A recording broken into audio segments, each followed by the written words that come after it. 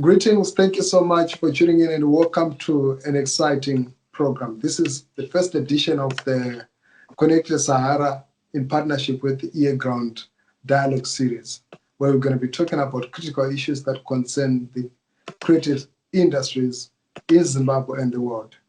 And today we're having the first part of a discussion that is going to center on monetizing content on the digital platforms. The world has made a lot of transformations in the past few months owing to the COVID-19 pandemic.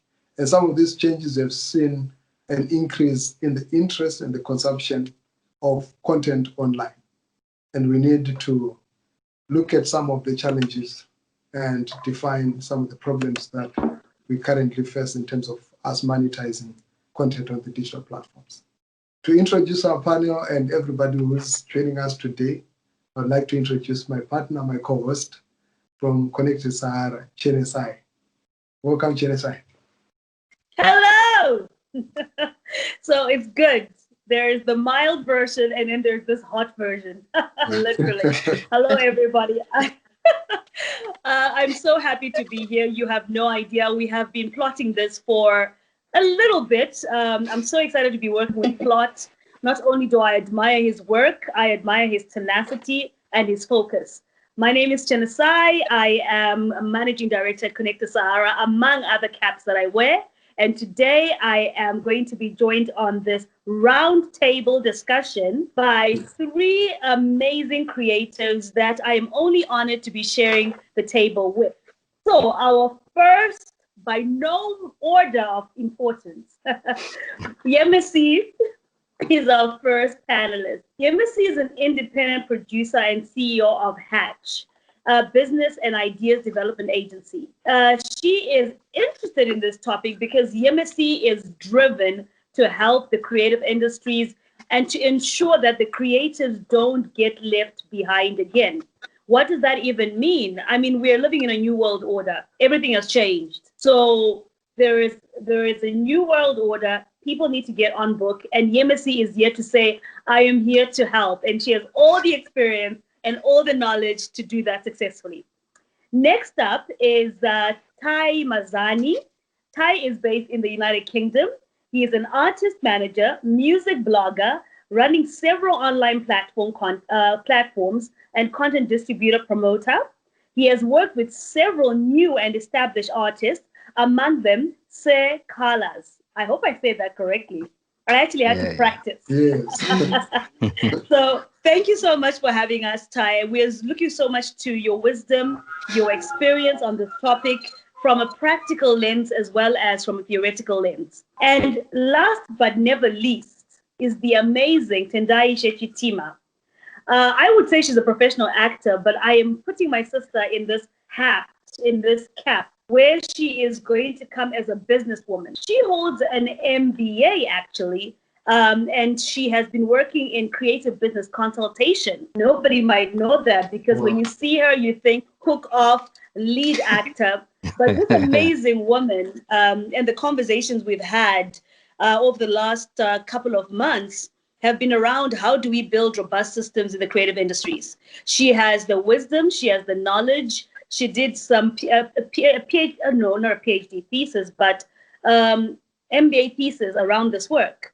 And I'm sure she will spend some time telling us around that. So welcome, welcome, welcome, Tendaiishe, Yemisi, and Tai.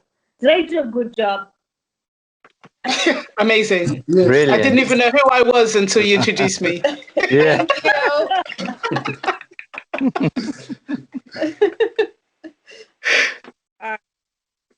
So we're going to get started. And the way we had formulated it, I hope everybody got the outline of the discussion. So I will start off by allowing you guys to do a 3-minute presentation around the center topic, monetization of digital creative content. And in this particular segment, we're going to be discussing, defining the problem. So as Plot already highlighted, this is a 3-part series, and we are determined to have these dialogues ending in a call to action. And when I say a call to action, is everybody who is going to be part of this series will be brought back to the table to figure out how we're going to solve this problem. So it's not just another webinar. It's not just another discussion. This is us beginning to unpack what needs to happen, what can happen, and giving us some time to synthesize how we can structure the intervention that is required for the sector. So we can start, anyone can start with a 3-minute presentation. Thereafter, we will have a roundtable discussion around what the definition of this problem is. And we will end with your closing remarks and finally set off and leave you guys be. So anyone can start. Ladies first. I'll throw my hat in the ring. It's okay. I'll throw my hat in the ring. It's okay. It's okay. I've literally just come back from holiday, so I'm in that holiday mood. So I'm feeling generous enough to be the first one to dip my toe in the pond. So, I mean, what a question. Obviously, it's been accelerated because of the lockdown COVID situation, whereby our greatest means of communication has been through digital. And so that has become very important in every aspect of our work, communication, by means of making money, by collaborating, even the way we create has been impacted by this lockdown period and its interaction with digital. But one of the things that came to my mind immediately was actually, we never had it right in the first place. Monetizing for the creative industries, let alone in a digital platform. So it's kind of like we have no real understanding of the business models behind the creative industries. It's always in flux. There's no common understanding, should I say. The people with the money don't understand the business of creativity of the creative industries, or they have an understanding of it that is not in accord, I don't think, or in sync with the creatives, and also is not in sync with the environment that we live in today. It's driven by the systems that they've created, who's creating the systems.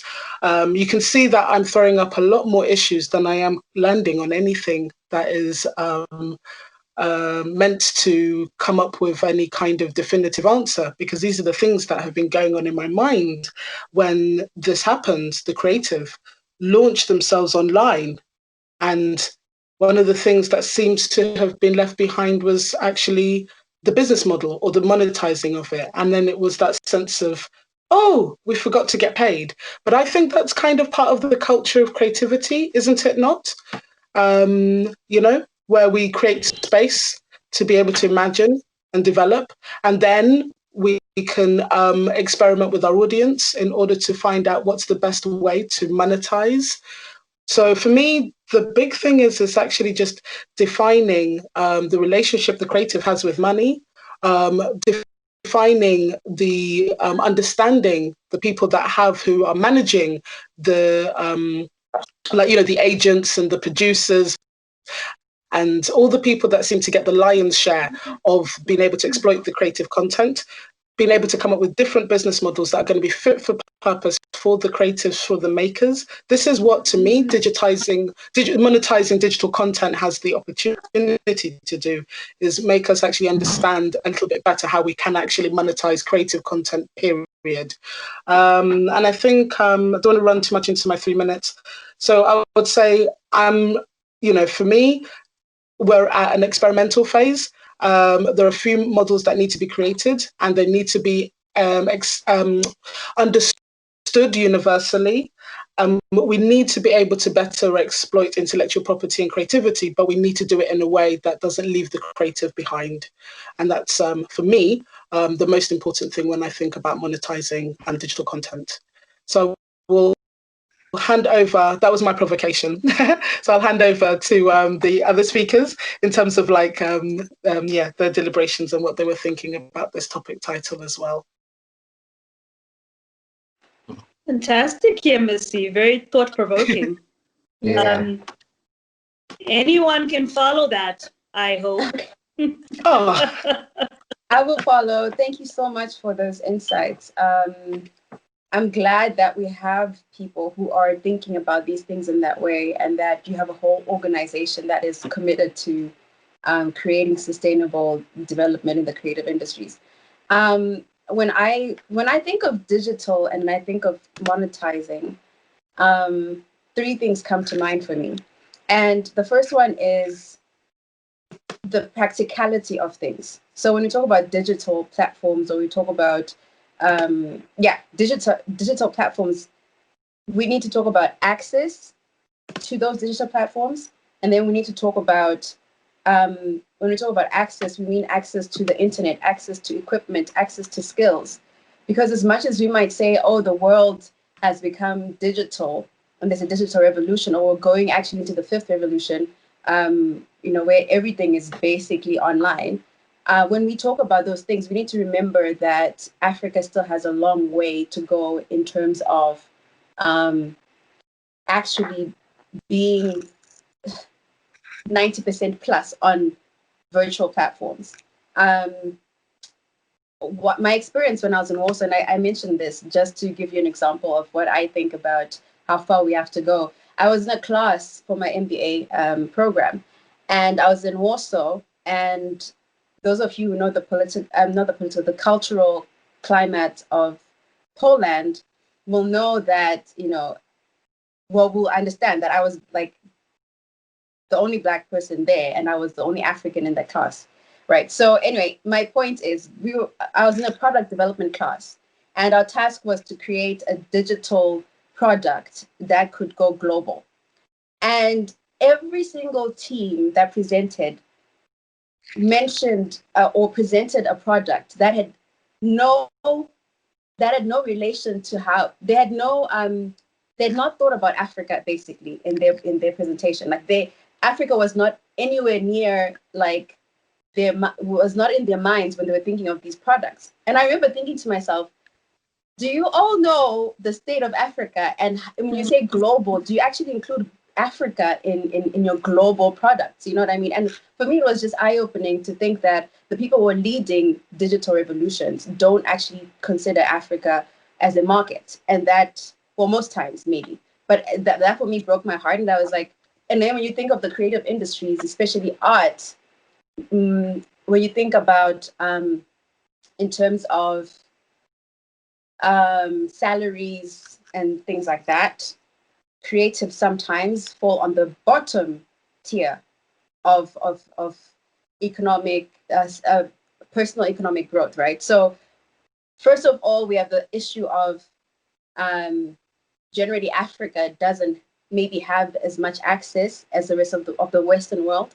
And then we think about artists in that environment where artists are actually maybe the least paid in the economy, right? So when you think about that, it's like double trouble. And for me, it's like we need to be practical about our solutions.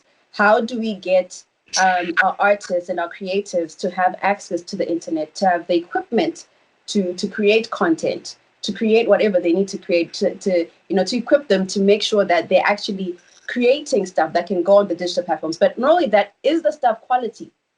For me, I'm very big on quality. Like, are we producing content or products as creatives that can go on the global platform? Because again, that's what the digital revolution is about. It's about the whole world has access to you now because of the virtual phenomenon that we have right now, and then the skills as well. So anyway, I think I've probably gone over 3 minutes already. But the other two things were technology and advertising and endorsements. I feel like we still have a long way as well because technology is moving so fast.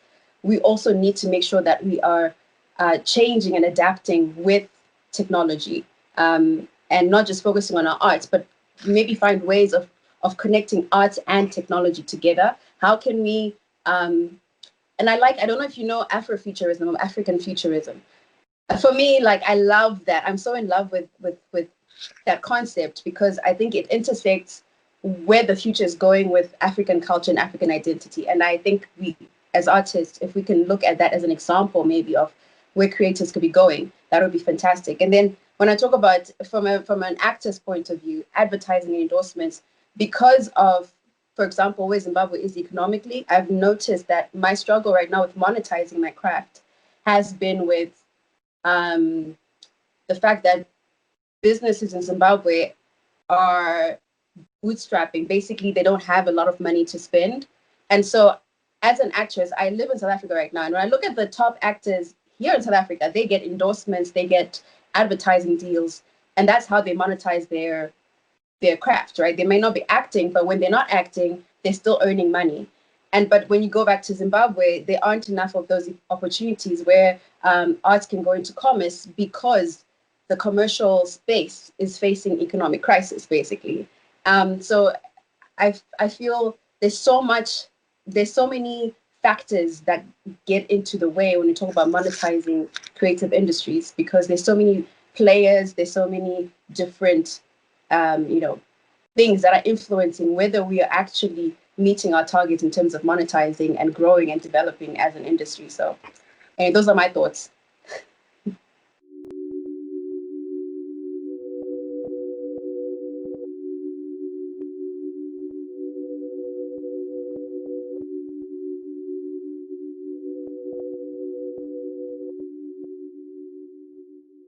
Ty, over to you. Hey, everybody. The first two speakers have basically just, rinsed everything I could have spoken about. But yeah, where I come in, really, what I really want to specialize on is the monetization of everything. We have to understand that artists and creators, when they do everything they do it for a purpose, for a reason. Their art is just not art, but it's also a source of income. It's what they depend on for them to survive. So my area that I really want to touch on is more on the reality of the life of a creator or the life of an artist living in in an African country like Zimbabwe, where we come from, having to live with the economic conditions we live with and the changing times when it comes to digitalization. How an artist can cope, how an artist is supposed to live and survive, and be able to be pushed to create better material that will match what's out there in the international world or in our same country.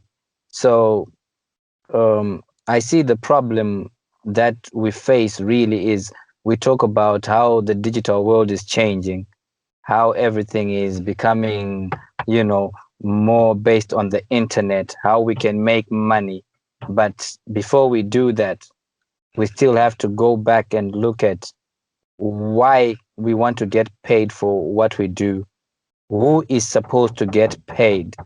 At what point does somebody start getting paid? How do we set up these structures? Because for us to understand monetization, for us to mature with the way the digital world is maturing, we have to get educated. So what do we have in place as a source or as a form of education to the artists, whether they be musicians, actors, sculptors, or anybody who does anything, digital creators of any type of art? We really have to see what type of education do we have. People often say, oh, Zimbabwe is the most, one of the most educated countries in the world. But what are we educated on? We just educated on subjects, history, geography, accounts, commerce, and all that. But are we getting sufficient education on how to survive in the arts industry that we have to survive in? That education, if you don't have it, no matter how educated you are, you're just as good as somebody who's not educated at all. You have to be educated in your field. So what do we have in place? Do our governments or whatever associations that deal with artists, do they protect us on that level? You see, because before you jump into getting paid on a big scale, you have to know how to protect yourself. How are we protected by our councils or our arts councils, or whatever foundations we have for music, actors, and all that? What are we being taught? You see, there's a lot of things that we have to start to rectify on the ground level before we jump in with the sharks and have to, start getting paid on a big level. Are we getting paid locally? Are we receiving our royalties locally? Are artists getting what they're supposed to get at a local level? You see, those are responsibilities of the government. You see, is that in place so that an upcoming artist or an upcoming actor is protected? How are we getting protected before we dive in on the World Wide Web where we want to get paid? You see, we have to get that education from the ground going up. Otherwise, we get head first into this monetization stuff in the digital world, and we'll get swallowed again because there's always somebody who knows something you don't know. You see, you're open to exploitation. What do we know? So that's what I want to really, dwell on, because I deal with so many artists who are trying to come up, who are not known, and even some artists who who have made it but are still not getting paid properly. So it's not about just jumping into monetization, but it's about being educated on how to monetize yourself and move with the digital world, you see. And I'd really want to dwell on the state of affairs regarding communication in our country. In Zimbabwe, we have what do you call it, that portress thing that makes one big company control most of the internet and all that. And we are talking about monetization in the digital world in a country where there's one big company that controls all the internet and tariffs are so high. How do we get paid? Where is the money going to come from? Because for you to make money on the internet, it means that your audience is supposed to access the internet easily. It has to be cheap. I live in the UK. Internet is so cheap. Anybody can browse the internet. You see, that's how people get paid. But you're a Zimbabwean, you're an artist in Zimbabwe, an actor in Zimbabwe. You have your films probably on YouTube or on the internet or on Netflix. But can the majority of the people afford to stream and watch Netflix, or, to stream your music or to watch whatever you want, because that's where the money, comes from. Can they watch those adverts that have to pay you? You see, so it's got so much on ground level that needs to be looked at, really, like, we need to find out how can we make these things happen. We can have so many people who are studying law on about how to get money, how to do this, but if we don't educate the people we have to know about this, it's not going to work. You know what I mean? Because no, absolutely. yeah. Absolutely. So I'm gonna jump in there, Ty. I mean, that is actually quite moving, and as already expected, that practical understanding of what's happening on the ground at a scale is so important.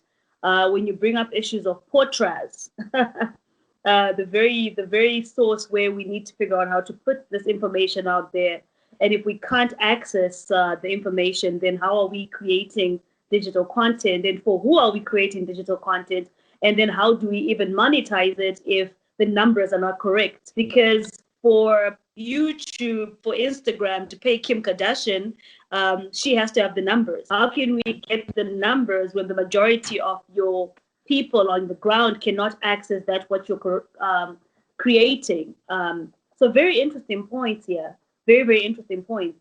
So I am going to try to weave through the three presentations as we kind of walk into a discussion of how do we now define this animal that we're looking at. And as Yemisi nicely said, it is an animal. And the thing is, we would assume that the problem started during COVID, and yet the problem started way before COVID. We never had a full comprehension of what monetization of the creative industries looks like. In fact, if I had to ask any creative, what is your business model? Most of them don't even have an existing business model. This is why they can't walk into a bank and get a bank loan. So it's really as essential and as basic as that. And this is why most of the funding in the creative industries ends up coming in the form of grants, because that's all you can access by sheer motivation of writing a proposal. without really showing your financial statements, right? So the first point that was made by Yemisi, in essence, the heart of her presentation is we never quite understood what financial modeling looks like for the creative industries, let alone us going onto a digital platform. So the whole idea is, even if we had business models that are applied to creatives in the physical space, we could now be looking at them and seeing how we can tailor make them for the digital content. But the sheer fact that those don't exist, we are literally starting at zero. We need to explore models, experiment with them, with insight of trying to build universally understandable models that can be understood universally. So that's the first point that was a point that was made by Yemisi.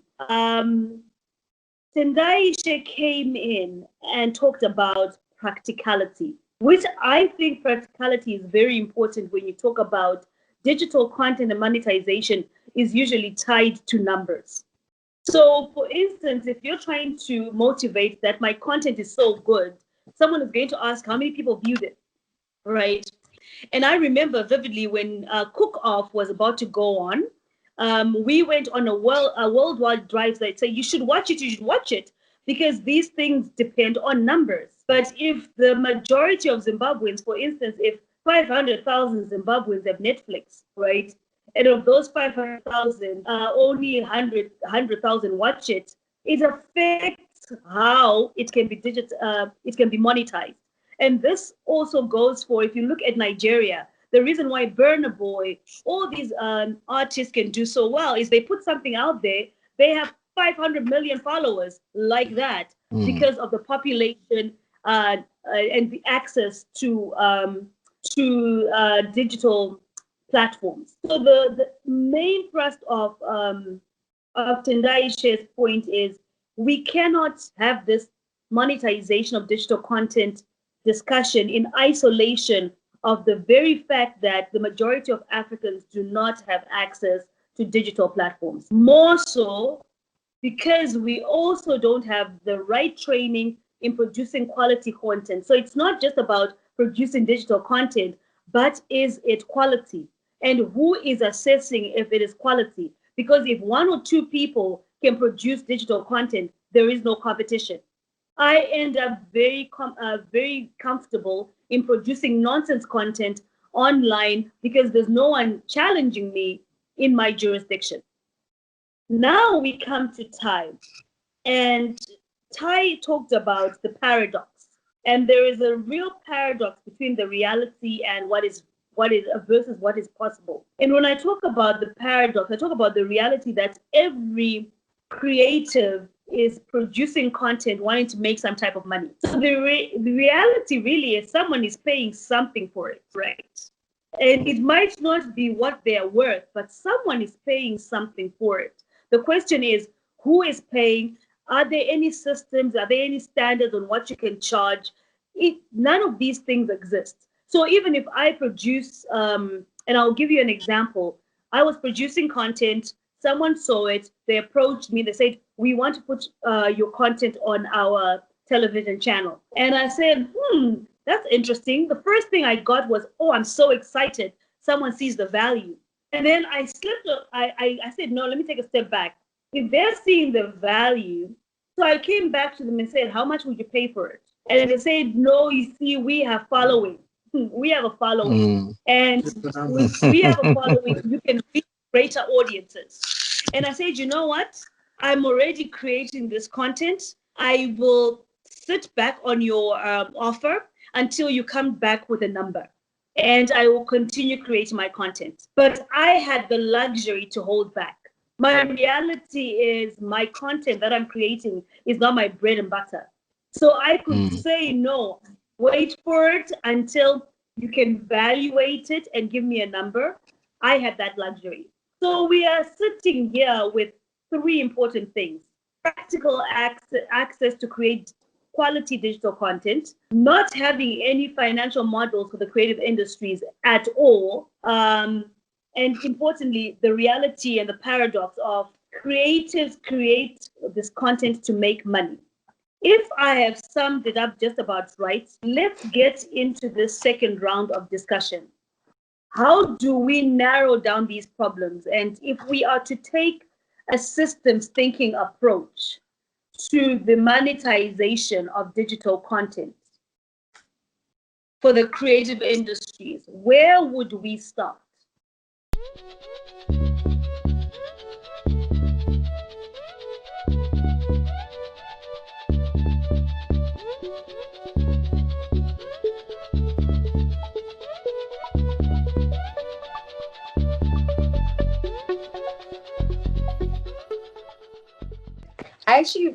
I feel as though that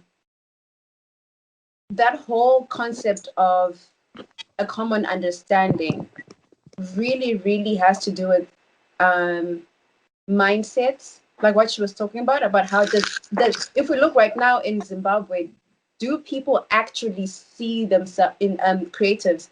Do they see themselves as businesses? And I mean, it's literally you can test this by just how people handle themselves in the industry, professionalism, commitment to their work, dedication, how they treat other people in relation to their work, and all these things are an indication of whether people are actually seeing themselves as businesses. And for me, again, I think we're talking about communication across the industry. I don't know if we have that. And I think a lot of times people always see themselves as creatives. They always see themselves in isolation. I have never really felt this, this unity in the creative industry where we're all thinking the same thing and we're all striving for the same thing. I mean, we all kind of acknowledge one another, but I think we can do so much more in having one solid mindset or one solid view of what the arts are in Zimbabwe. I think we still have a long way. And again, it comes down to, I think we've spoken about this education. What are we teaching ourselves about the arts? And I mean, I don't even blame creatives because everybody else who's not a creative usually sees the arts as a hobby. That's also another problem. Like, people don't take us seriously. They're like, oh, no, you're just playing around. Again, it comes down to our own behaviors. Sometimes we don't take ourselves seriously, and then everybody else doesn't take us seriously, and then the mindset just goes down the drain. You don't take yourself or see yourself as a business, and that kind of mindset really needs to be literally, I would use the word, brainwashed into us. Like, we need to have that drilled into our minds that no, this is a business. I must act as professional as possible. I must reach for the highest standard in my work. I must be the best at what I do. All these things should come to play. And I could keep talking, but I think I've made the point. Thank you. Hi guys, I'm back. Sorry about that. And you're vividly back. Fantastic. Go ahead. Thank you so much. Negotiating. Sorry. Thank you so much for picking up on that, because like I said, we started up Hatch around about 15, 16 years ago, because I'm an independent producer, and festival is my game. And so I'm working with a lot of different types of artists and creators. And it became very apparent that if I wanted the artist that I was looking to book, because with a festival, you have to plan a year in advance. And sometimes we'd get to the festival and the artists couldn't sustain themselves long enough to be on the bill. And, we have the situation whereby we're saying, especially here in the UK, the deficit with representation for Black artists, and let alone across Africa, we need to bridge that gap. And it's like you said, it's that capacity building. But we're talking about mindset.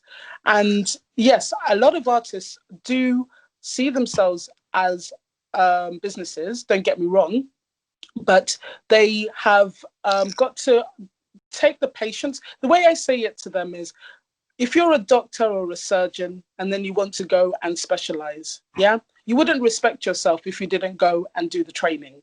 So if you just wake up one day and think you're going to be a music producer or I don't know, whatever, at least take the time out to understand the nature of your industry and of your business. And if there's something wrong about it, at least be articulate enough to be able to circumnavigate that, which is where the innovation comes in. And that's where the money comes in. Yeah. If you really want to win in this game, you need to know the beast. Yeah. So everyone's circling around, trying to copy each other, copying models that don't work, by the way.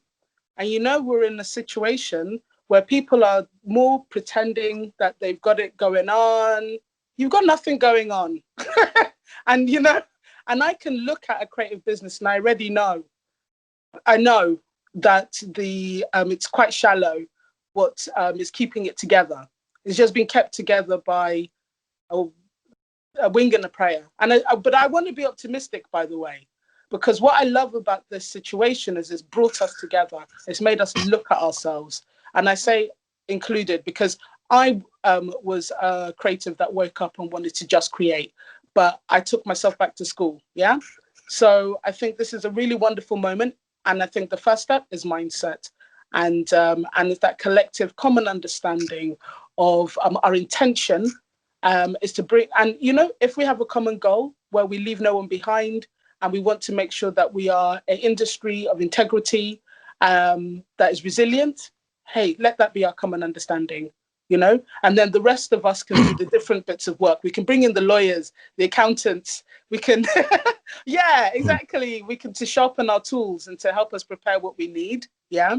But we destabilize ourselves when the amount of times I'll go into a negotiating room and my other creative hasn't got my back because they're ready to walk away with, there's the difference between value and worth. And then I'll have my favorite is, yeah, but they said they would do it for this. Why are you not doing it for this? And I'm like, oh, okay. Yeah, standard. We need a standard. Yeah, that's true. Anyway, I'll stop preaching.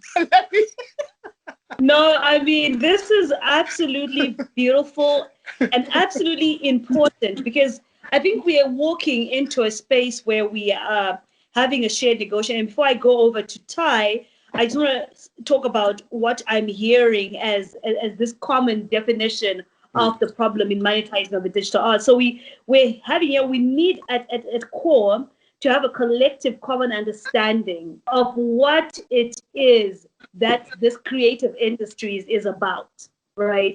Are we a resilient industry? Are we collaborative? What is it? What is the common understanding of the creative industry? So we can't claim that we are collaborators and we're all working in silos. You are collaborators. Where is your meeting point? Where is your watering hole? Even the jungle has watering holes, right? Yeah. So this walks into the space of learning the art of negotiating. And in negotiating, what we're looking at is how do we negotiate to change mindsets, to increase communication that increases inclusivity, and how do we negotiate capacity building training, right? So this is where we are with what we are defining as the central problem to us moving to a space where we can actually now determine what is the value, understanding the difference between value and worth. What say you, Ty? Well, yeah, it's quite detailed what the ladies are talking about. What I want to say is I live in a dual reality. I've got my current reality, my present reality is I live in a first world country where I actually see how things are supposed to work, how successful things actually work. You know what I mean? I get the time to look into things, see how they're doing it, and the procedures they take and what makes it work. And also I've got the second reality is how things work for us on the ground, like in Zimbabwe. You see, everybody knows how they would want everything to end up because they see the things happening in the functioning world. Yes, but how they actually happen on the ground is totally different.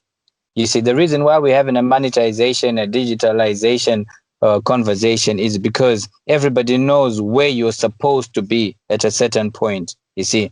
But where you are does not really empower you to be able to get to where you're meant to be. So it comes to when you're talking about how to negotiate ways of, of seeing the right path to move, it takes us back to what Tendai was talking about, the education, you see. But how do you educate people? That's the other thing. If I tell you right now, this conversation has been going on the internet all this COVID time and before. But the thing is, it's always spoken about, but we do not get the answer to it. We all know the answer, that we need to educate people from the ground going up. And when I say from the ground, I don't mean the artist. I don't mean the actor. It's not just about the actor. The actor has to be educated to know how to respect the cameraman, to know how to respect the lady doing her makeup. You know what I mean? To know how to respect and what role the lady who makes food for you when you're on set, to know how to respect that person. So our education is not just based on, how to act in the digital world. It's about knowing roles people play. So when we're talking of our arts industry in Zimbabwe, we need to educate people to know that if I deal with artists like musicians. If I am a musician, yes, and I want to get paid, I have to ask myself, before I go in the studio and make a track, what path did I take? Who has paid for my recording? Who paid the money for me to get transport? Who's paid the producer? You see, all those factors, you should think of those first before you think of monetization, because monetization now means that all these other people also need to get paid, you see. So when we're going to monetization, a person should be educated enough to know that when they start getting paid, are they paying everybody else who needs to get paid? That's what I was asking about at first, is who gets paid? What do they get paid? Because what's happening, the way people are jumping into monetization now is, if I have knowledge about how to get money through my art, I probably want to get paid, but I'm probably not willing to pay people who are making it happen. You see? Can I jump in? Sorry, Yeah. can I jump in? I think we also have sure. to be mindful that we're trying to have wide conversations. So, for instance, I find that artists are incredibly generous. So what it is it's about the knowledge. I totally agree with you. People need to know who's getting paid. But if we mirror other industries, what I think is really interesting is the standardization of that knowledge. So there has to be, because what are you teaching? So that's kind of like where I'm at. And I think that if we continue to teach these broken systems, we disenfranchise a lot of the problems and issues that are there don't get solved. That's why I said I want to be optimistic. And so for instance, the art market, that monetization of that was created kind of like 1900 something, whatever it was, by the art dealers, and they've taken the lion's share. They'll take 40%, and you'll get to a situation where an artist might not even get anything. Yeah, I don't think that's not a system I want to learn about. So that's why I was saying that if we get to it's definitely the next stage, absolutely. But if we get to that mindset where artists are as excited about creating their creative content as they are about developing their business, then they'll be able to walk into a room and negotiate their worth. And then we get to a situation where we can actually publicly show some of the things that are not working. I've do some work with some of the big record labels, and I don't think their monetization system is working. To catch you on that. Yeah. How does an artist know what they are worth if the system is broken underneath them? That's what I'm saying. Who determines that value of an artist's worth? That's what I'm saying. Yeah. So it's actually a structure that exists. So it was already created. So for instance, in musical theatre, that system's already created. So when you're an artist you already know how much percent you're allowed to have. If you're a writer, you cannot have something more than 0.5 or 3%. I don't think it was artists that came up with that. That's the point I'm making. So that's what I'm saying. If we can come together and be as excited about creating that new dress or that new design as we are about knowing about the structure of the current monetization structure, yeah, then we know if it's fit for purpose for ourselves. Like I said, this is a big conversation. We also have globalization we haven't even spoken about. Global versus local. You know, my grandma, Yes. she was a tie-dyer in Abeokuta, in Nigeria. That's how she got her children through school, you know. They monetized the craft. Back in those days, they did a fantastic job. To be able to send their kids to school from tie-dyeing, you can't do that today. Sure.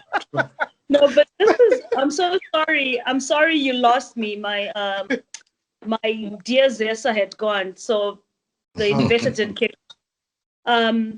But you know, I'm going to catch on that point about how to evaluate creative businesses. And I, as a creative, right now, I'm actually going through a business review, and the person who's doing it is not a creative, right? And she calls it a strategic growth plan, right? And what she's looking at is the work that we've done over the last 4 years and assessing where our strong points are so that she can define where we need to focus and how we need to harness. So whether it's the clothing brand, what pieces have worked and how can we now scale those pieces and put them in different markets?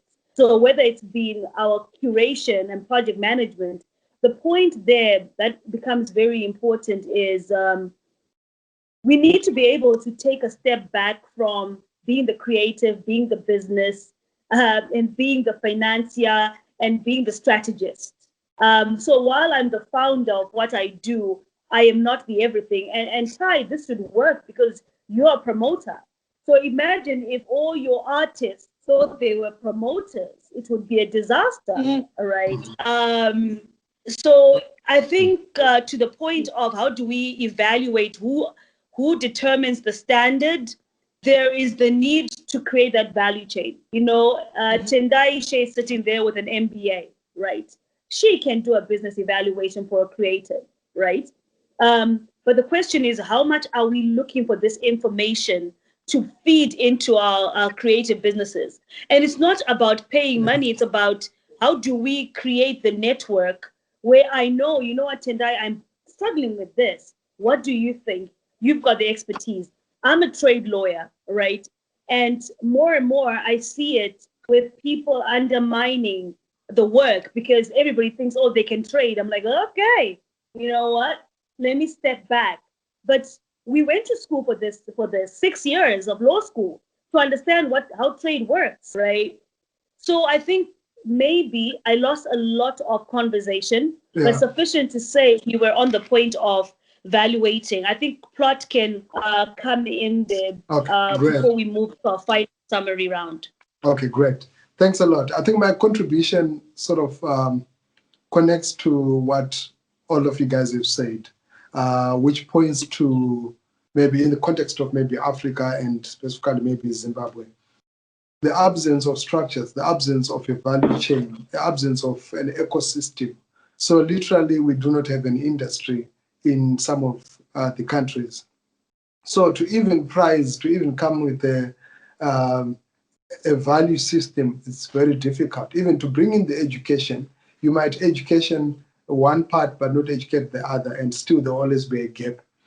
And not only just a gap in terms of knowledge, but also a gap in terms of the economy that one part might benefit. So if I'm a creative and I'm tech savvy, I might make more money than the person who's actually making much of the content. Why? Because they don't have information. And I might even close out anyone else who doesn't know because I know.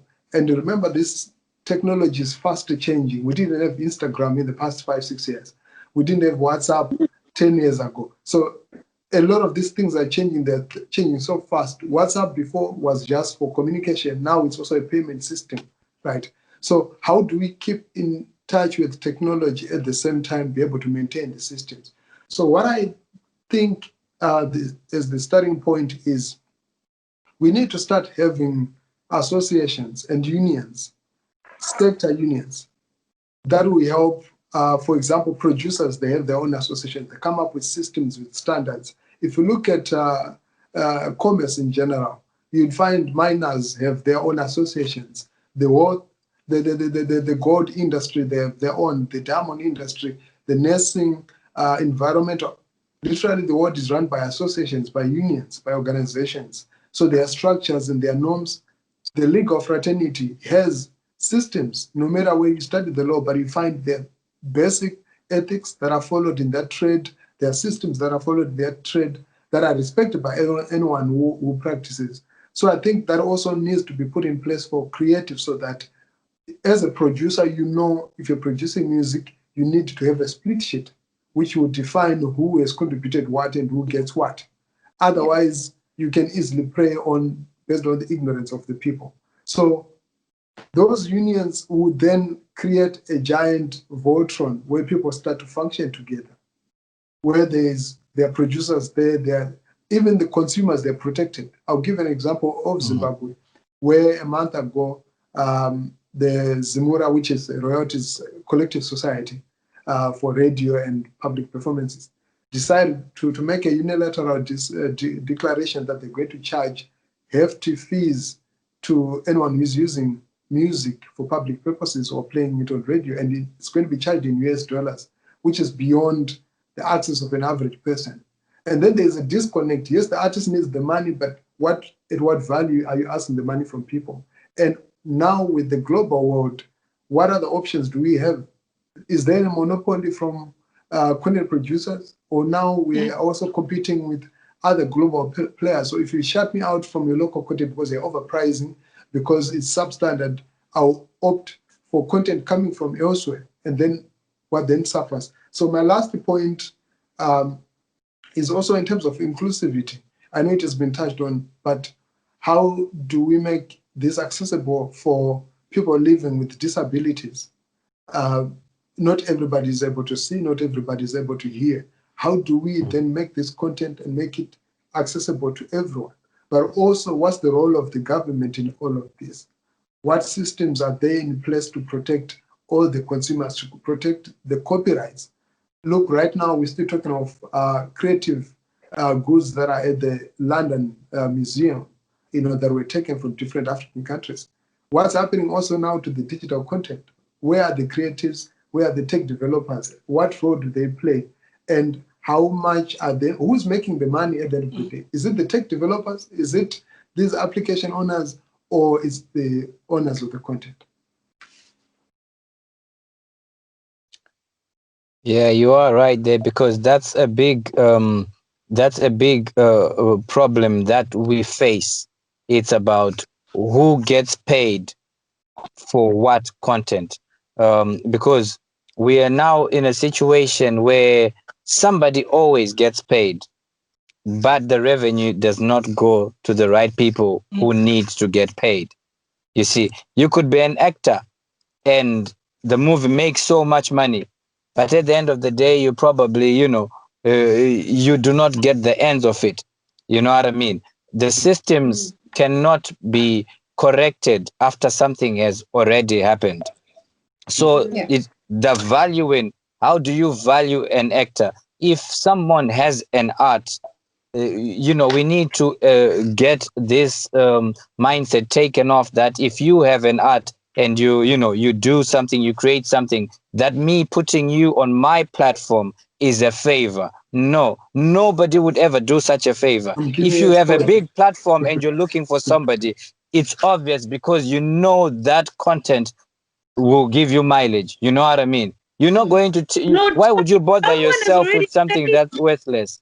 Someone has already paid you to get my content, so give me that money. I said, who's paying you to find content? Like, oh, we have a partnership with. I'm like, so why am I not getting some of this money? Yes, right. But also one important thing. One thing that I'd left out that I think we all didn't mention is, how do we even get paid in the context of Africa? Who has access to a Visa card? Who has access to a MasterCard? Who has access to PayPal? who has access to all these online payment systems. But this is who's advertising, who's putting, because if you look at the monetization is different in terms of regions based on also the advertisements that are coming through. How many of the companies in Africa are advertising online? And but this is the whole thing about we just got to get ourselves correct, and value and wealth. I'll say it again. I promise you, they will come up with a way to pay you.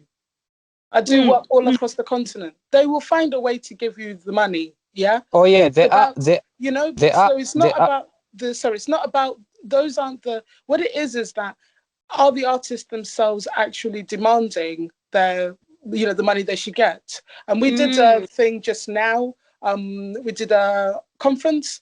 The person asked if we could have an artist, and I said, blind, you're paying the artist. Just because it's online doesn't mean you're not paying them, you know. And I even told the artist in the very clearly, just don't accept this, because we have to have this. We have to have a code of conduct. And you know, someone's been talking about trades and unions. Come on, let's get serious. Playtime is over. Yeah. Okay. So, you know, they'll find a way to pay you, but you just got to make sure that you actually demand and say, I'm in a fight right now with the developer because they think that they can have all the IP and take all, just because they were able to bulldoze other people. They ain't bulldozing me. Do you know what I mean? And then as soon as I learn what I've learned, I pass it on. I share the knowledge. That's what we're not talking about here. Do you see what I mean? As soon as you figure out how you negotiated and how you got payday, standardize it and make that the epitaph of your business, and be generous enough to share it amongst the people in your supply chain, so they know how to, so we can all rise together. That's what I said. I want to be optimistic, you know? Can I just add on to that? Yes. Oh, sorry, go ahead. Oh, my eyes are closed on that picture. Anyway, Plot will let us know in the next one. Okay, cool. We'll draw a happy picture. Yeah. I just wanted to quickly add on to what. Okay. Please go ahead. Right. So basically, I was just gonna say, I've been listening to everyone talking, and to be honest, and to be like really, really honest, this is exactly what's been going on for me. Sorry, that's exactly what's been going on for me as an actor coming into the film industry in Zimbabwe. This issue of people not paying you, people, like, I feel like people find ways. Again, we're going back to the issue of negotiation, right? How do you demand what you want, and how do you make people pay you what you want? You know what I mean? And also, I don't mean to put the female card up, but again, if I'm negotiating with men, persuading them that no, I'm actually worth this, can actually be like a whole. It's so draining.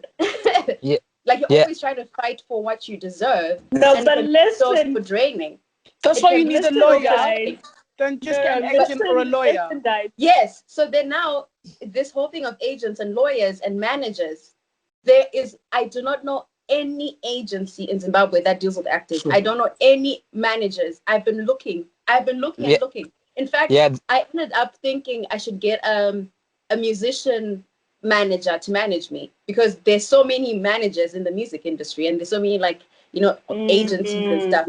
But there's nothing for the film industry. And, you know, even cinematographers and editors, all these people, directors, film directors, also need agents.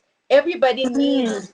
And so, like, for me, again, like what Plot was saying about we need other organizations and unions. I totally agree with that, because I've been struggling with that, and that's why I'm so passionate about these things, because again, I feel like I'm stuck, because I don't have a publicist, I don't have a manager, there's so many things that I need to actually make my career be what it's supposed to be, and I don't have those things. Whether it's because people maybe why don't we have managers? Why don't we have publicists in the film industry? Maybe it's because they think there's no money in the industry. I don't know, but like, to be honest, that's a very, very big issue. You know, it's a big issue. And the thing is, once you feel like you don't have bargaining power, you will settle for anything. And that's why all these people always settle for whatever they can get, because they feel disempowered to actually demand for what they want. I tried that once. I said to the person, listen, this is what I want. And they literally kept negotiating me down and down. I was like, look, I'm coming from South Africa and I know what I'm supposed to be getting paid. This is not what I'm supposed to be getting paid. But like, to be honest, I've told everybody now though, that, I'm just going to tell you straight up, either you pay me what I want or I'm not working for you at all. And I mean, for me, I can say that now because of what's happened, and maybe because I'm looking at the global stage now I'm more, and that's where I think all of us need to get to a point where we're not just looking at Zimbabwe as the market. We look at the global market and say, can I get work anywhere else in the world where people can actually pay me what I want to be paid? Because the moment I start arguing with someone who doesn't see my worth, I'm wasting my time. I need to go to places and work with people who know what I am and what I'm worth, and who will pay me what I demand to be paid, rather than like forcing a hand on somebody. I'm like, really? Am I going to negotiate with you? Mm-hmm. Yeah. It's frustrating. So that's something. This is very interesting. I'm going to allow Ty to chime in there with his remarks, because we are 21 minutes past our scheduled time, which is great.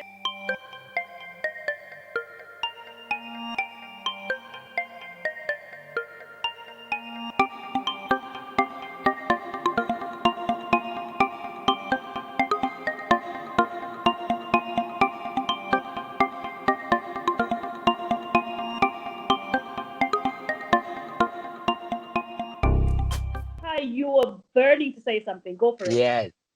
Yeah, I'll start with the issue she's talking about. As an actor, I can understand, I really understand where she's coming from. Recently, I was watching a film on Netflix. I think it's Skin or something like that. And one of the characters was going through more or less the same predicament where, she was having concerns about getting her worth, but she couldn't get her worth probably because of her skin color and all that, but she knew what she was worth. So now when we take it to our background, let's say if you're an actor, you're Zimbabwean, it's so terrible if you live in Zimbabwe, because one, your arts industry usually mirrors the way your country is run. You understand? If your country is run in a corrupt manner, everything else is corrupt. To getting a birth certificate, to getting a passport, getting anything mirrors the way the country is run. So what more of the arts sector? You know what I mean? It's even worse. It will not respect you because you're a lady. It will not respect you because of your age. It will not respect you because probably you speak a second language. You know what I mean? It will not respect you because of where you come from. Unless if you're so set up already and you've got systems in place that will stand up for you in that way.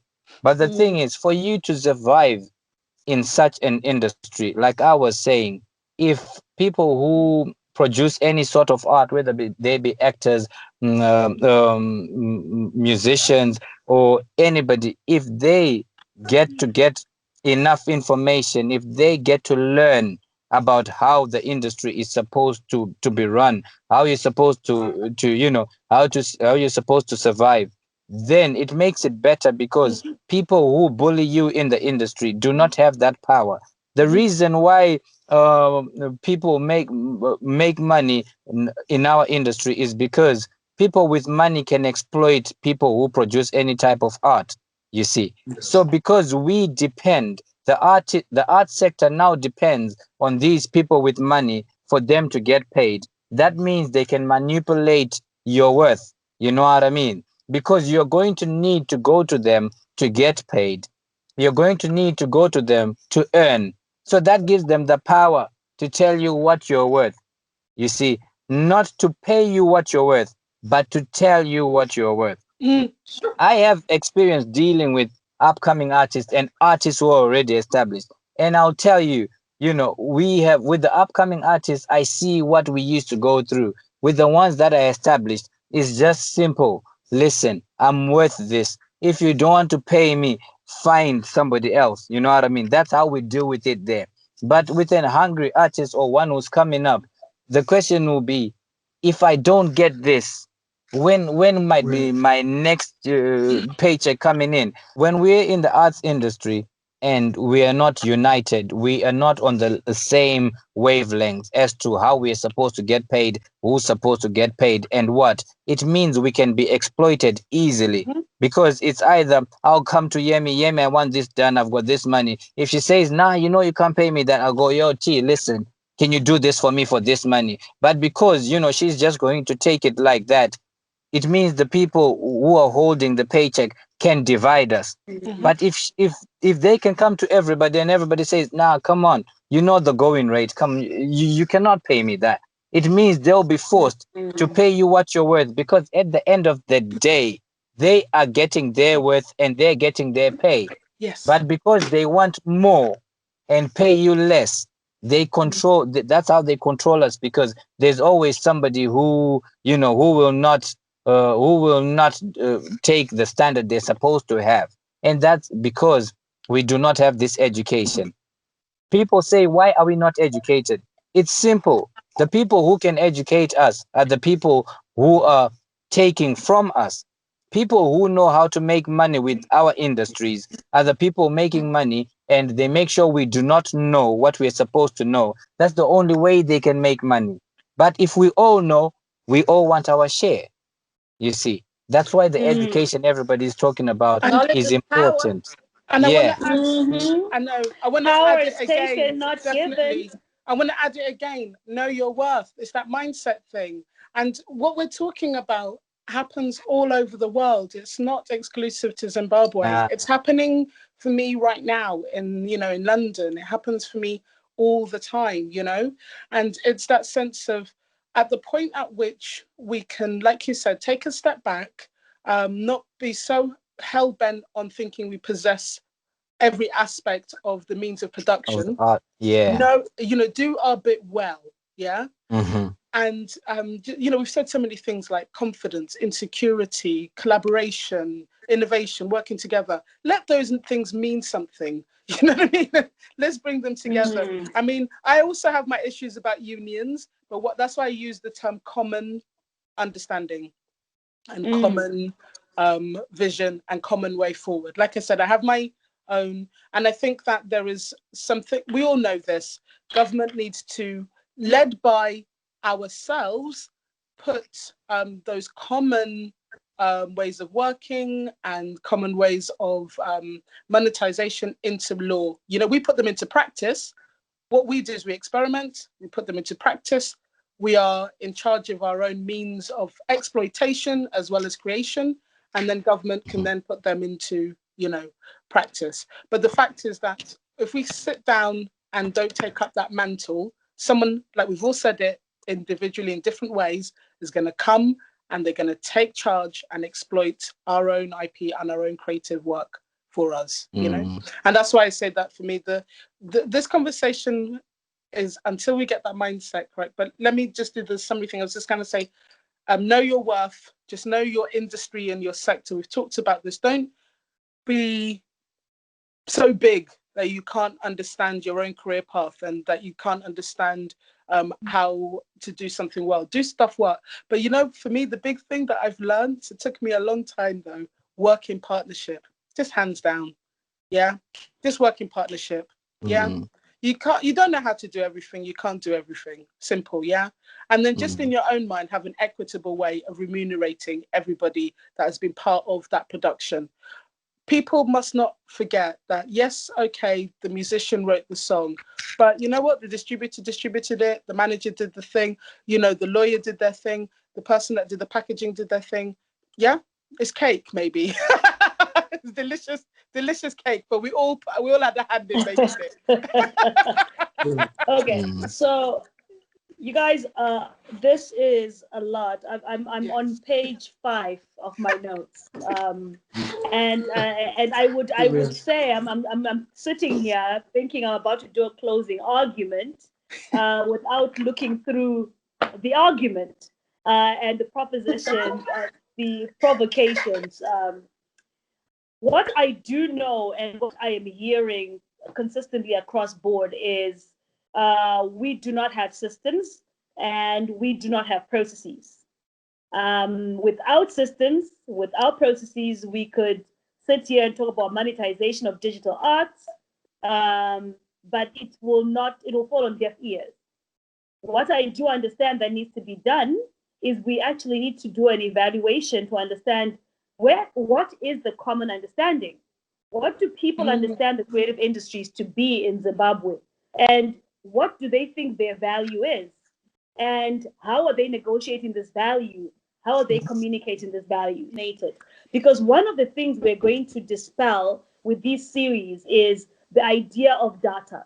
We do not have enough data to support our hypotheses. So this is why we do not address things precisely and concisely. The next discussion in this series is going to talk about how do we monetize. So it is going to be more technical.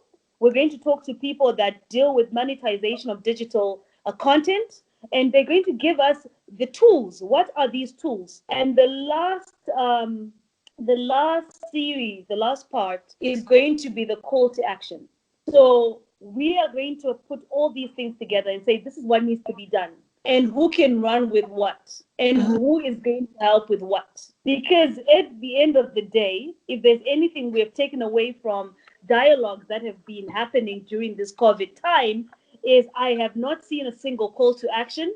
Neither have I seen any products that have come out of these glorious dialogues. So we want to be able to change the way we do things by failing quickly. So if this methodology doesn't work, our opportunity is to regroup and say, look, we have this series, this is the data, this didn't work, let's move on to the next thing. So did I get that right, ladies and gentlemen? I'm feeling excited. Yeah. Yes, you did. I am too. You did. I am. Okay then. Thank you so lovely to Thank meet you so much guys. for inviting Thank us. you, everybody. Okay. You're